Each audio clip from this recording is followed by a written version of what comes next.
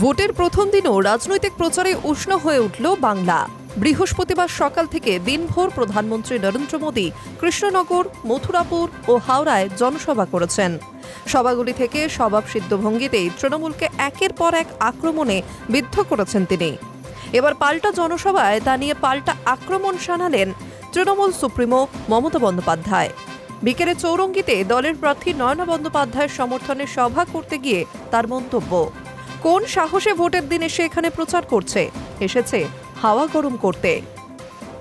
এদিন প্রথম দফা ভোট সত্ত্বেও দিনের দ্বিতীয় ভাগে একাধিক প্রচার কর্মসূচি রয়েছে মমতা বন্দ্যোপাধ্যায়ের।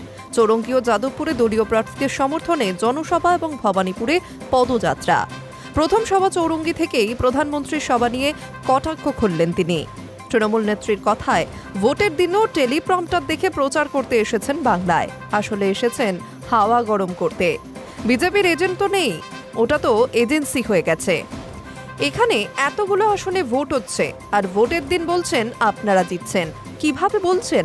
এটা তো জনগণ ঠিক করবেন। অর্থাৎ এবার প্রধানমন্ত্রীর পর নিজের স্বভাবসিদ্ধ ভঙ্গিতেই তৃণমূল সুপ্রিমো মমতা বন্দ্যোপাধ্যায়ও পাল্টা আক্রমণ করলেন প্রধানমন্ত্রী নরেন্দ্র মোদীকে। Hi news network.